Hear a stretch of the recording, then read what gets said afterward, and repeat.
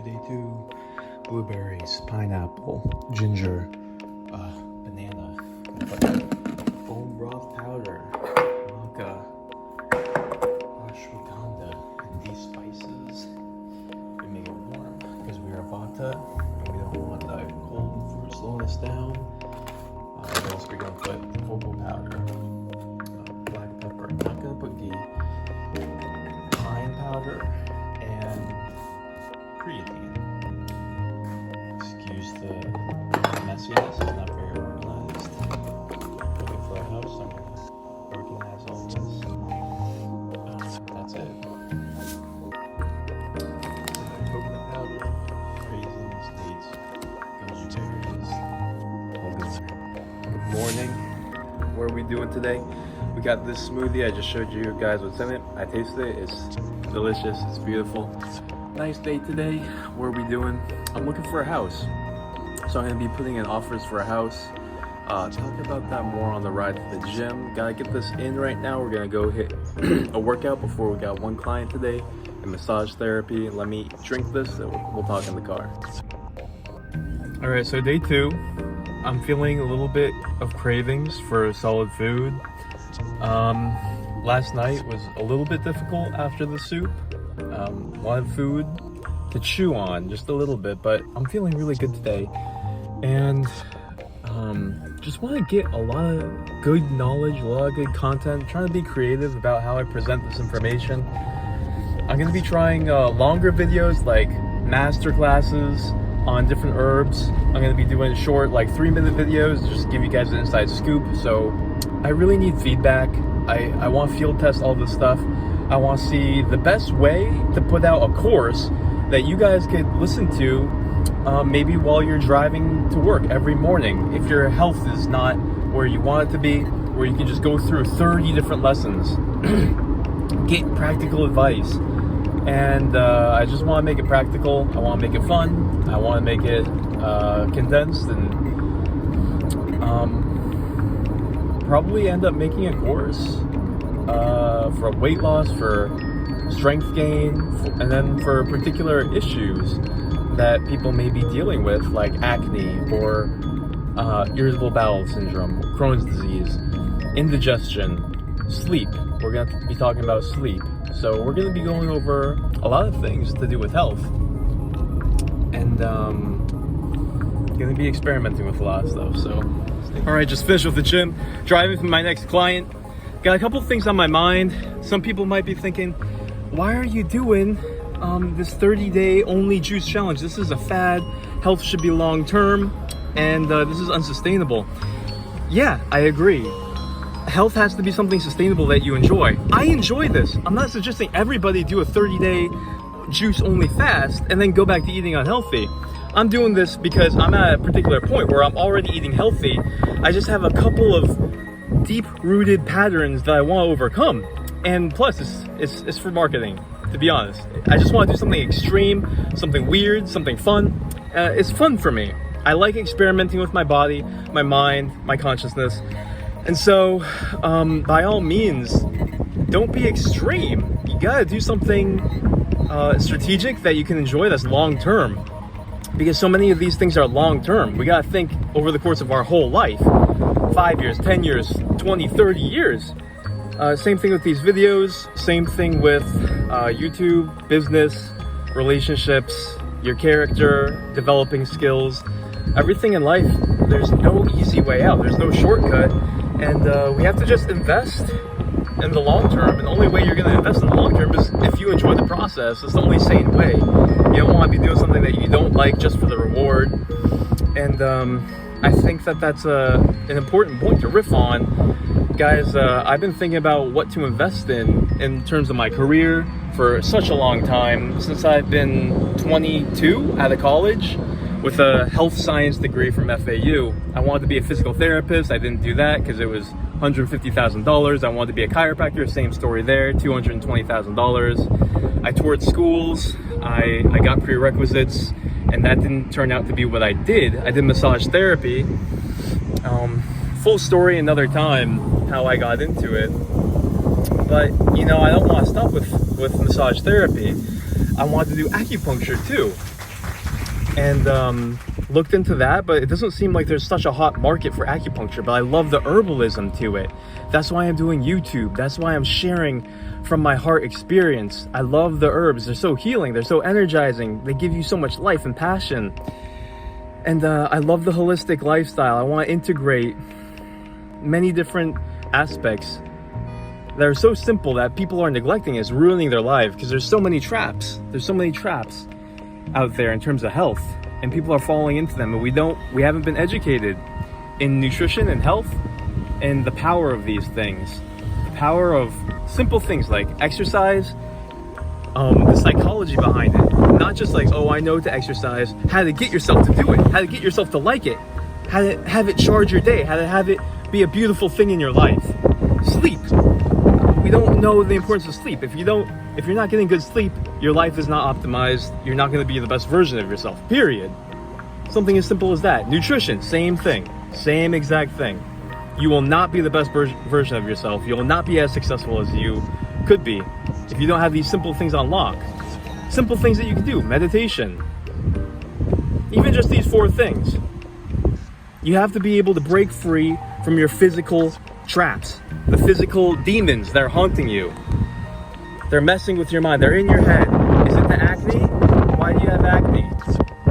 You don't know why you have acne? We didn't teach you why you have acne. It's a disease of your skin because of what you're eating and your hormones. Think about it. If you don't have good sleep, that's a dis-ease. You're not at ease. You're diseased. I'm not trying to insult you. I'm trying to wake you up and give you urgency and hope to fix these things. If you're overweight, you're not at ease. That fat is creating estrogen and cortisol in your body. You're not as a man as you could be. I'm not saying this to disparage you. I'm just saying this is an easy, relatively easy thing. That's why we're going to be talking about these things. And if you dread exercise, that's just you're torturing yourself. You gotta find what you like. You gotta enjoy it. You gotta take care of your nutrition and your sleep so that you can feel energized and feel like a beast when you exercise, and you're gonna enjoy how your body feels. You have to enjoy your physical existence. And all these things put together are gonna nourish the core systems in your body. I'm talking about your nervous system, your endocrine system, your immune system, all these things that make you strong and charged, full of energy. You know, when all your systems are weak, naturally you're gonna feel a little bit withdrawn, shy. You're not gonna feel as outgoing because you don't have the energy. This guy is taking forever. Got so much testosterone going, guys. People gotta wake up and get their butt in gear.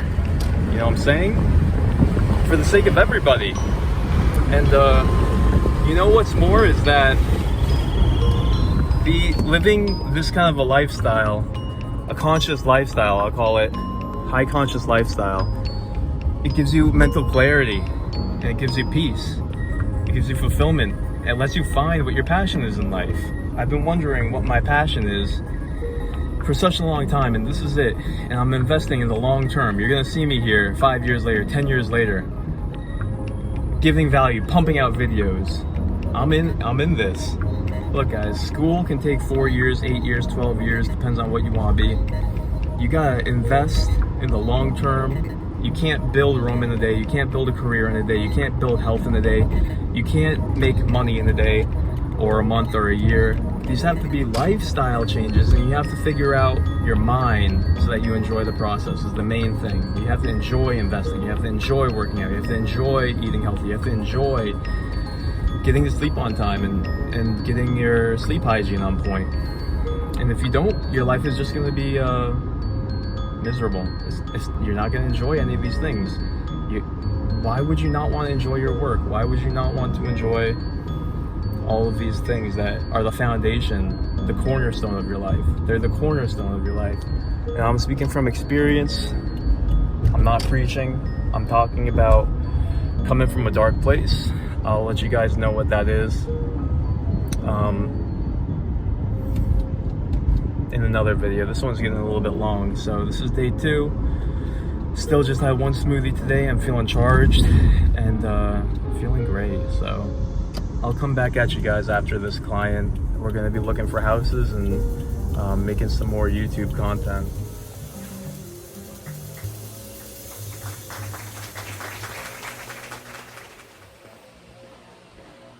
About to do first massage. Nice place. Alright, so let's have the conversation about finances.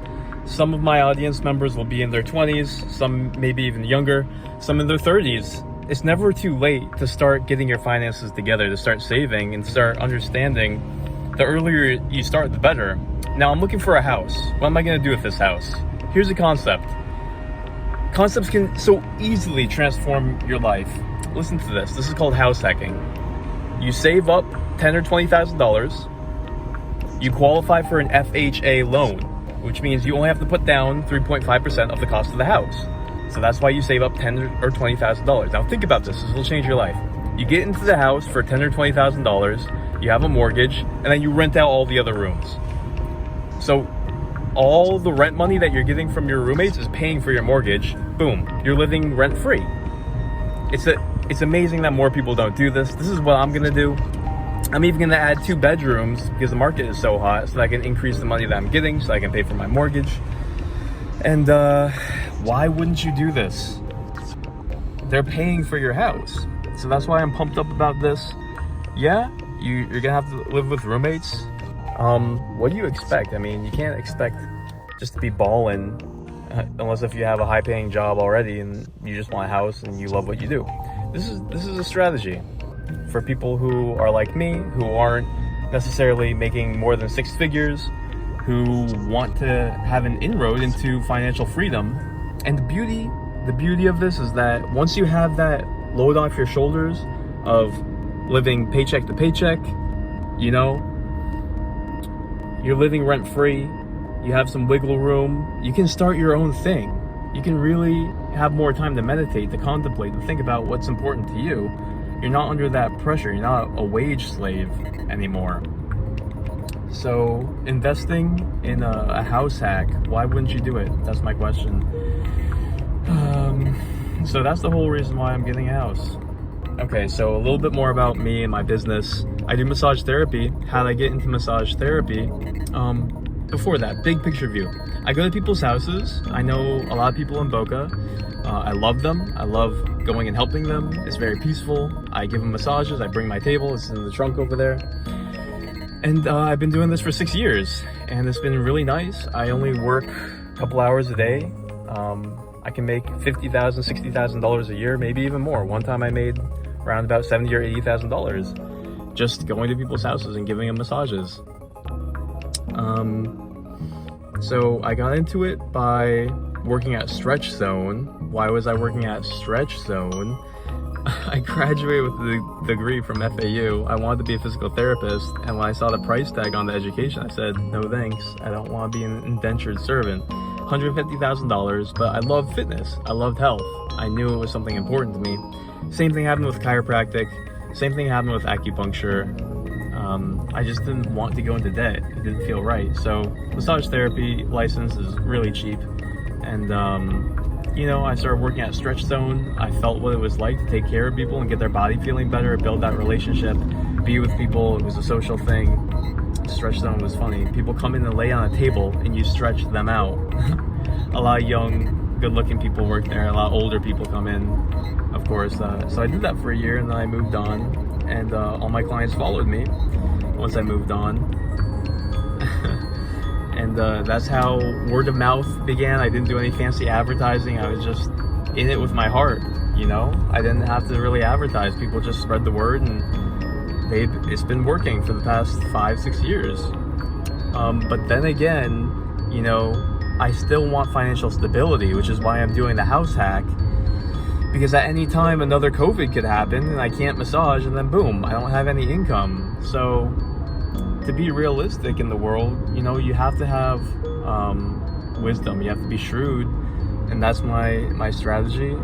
And what I really love to do, bodywork is amazing. I love that. But I'm all about raising human potential and health and healing. They all kind of tie together. They're just different words for the same energy. That's why I want to talk more about nutrition, herbs, and get the big picture of how to get your health in order. You have to have your health in order, and then we can talk about other stuff. Then, you know, to even get your health in order, we can talk about yamas and niyamas, which in yoga just means the things that you do and think in the world and in your mind and heart affect your health. Your actions, people call it morality. Don't think about it like morality. It's just how the human system works. When you betray somebody, you feel worse. It lowers your consciousness. When you don't take care of your body and you don't wash yourself, you're not clean, it's not good for you. So yama and niyama isn't about right and wrong. It's about what nourishes you and what's bad for you. Some people think it's about moralism. We're not moralizing here. We've just observed over thousands of years what is good for the human system to evolve, what's good for its achieving its highest potential. And so that's why we have the yamas and niyamas. Let me see how many I can remember. Don't steal. You know, that sounds like a moral thing, but when you steal, what are you really doing? You're creating anger and hatred in the world. You're creating hurt and pain in the world. It's not just you get that $100 that you stole. No, you're creating pain and suffering for that other person because you're stealing their time and energy that they took to get it. You're literally being a parasite. And being a parasite by stealing is not towards your higher consciousness. It's not towards your well-being. It's delusional to think that it is. It's towards laziness, selfishness, and parasitism. You're creating a worse world. You're creating pain, suffering, anger. That's what you're creating. And deep down, this registered in you. You know, your heart knows. Your mind bullshits you. But deep down you know. And so that's what the yamas and niyamas are. Honesty is another one. I should just post a picture of all the yamas and niyamas. They're good to meditate on because we can all improve at all of them. There's different levels of attainment at each yama and niyama. How much do you tell the truth versus how much do you lie? Would it be a better world? Actually, truthfulness is better interpreted as benevolent truthfulness. You know, we put on acts and we're not 100% truthful with little things. But as long as the core intention behind it is to make unity and to make the world a better place, not for personal gain and for deception to get a heel up on somebody, you know, that's when it's gonna hurt you to conceal the truth. When is it a good thing to conceal the truth? If a murderer comes to me and asks where the person is that he's gonna murder, if I tell him the truth and he goes and murders him, is that benevolent truthfulness? No. So that's an extreme example. What's another example? If somebody drops the ball on a deal that you're working on them with, do you just go and rail on them and just say everything that you feel because it's the truth? No, you put it in a soft way that's beneficial for them. See what I'm saying? This stuff is nuanced, but look at what's happening in your heart. Your heart is impacted differently by how you portray the truth. If you just rail on that person, your heart and your personality and your character is going to register anger and violence, because that's what you express, and you become what you express and practice. Versus if you take the patience to be considerate and loving and think about how to express it to the other person in a constructive way, where you're nurturing in yourself higher consciousness, because higher consciousness is about unity and love, and you're practicing that quality in you that gets ingrained in you. And so, you know, it's easy for a person to be skeptical and atheistic and say all these things don't matter. Don't lie to yourself. You know that these things affect you. And it's not about right and wrong. It's just about, it is what it is. It affects you. If you want to go around lying and stealing, not having cleanliness in your body, you can try it. No judgment. We all do it anyway, in a certain degree. And to the degree that we do it, we suffer. So, non-violence is another one of them, another one of the yamas. It's just 5 guidelines are yamas, 5 guidelines are niyamas. So non-violence is another one. You really think that being violent is towards your fulfilling your highest potential and towards your higher consciousness? No. So when you practice peacefulness and unity and goodness as opposed to violence, what do you think that does to you? You know. So, this channel isn't only about physical stuff. I'm not so blunt, I'm not so dull that, I don't perceive anything deeper than that. We're gonna talk about other stuff as well that goes towards your human potential. Only if it's real to me though, I don't want bullshit. I'm gonna grow, I'm gonna learn, I'm gonna overcome these things in myself, and I'm gonna share. And I want to create a community of people that do it together and guide each other in the right way, in the beneficial way.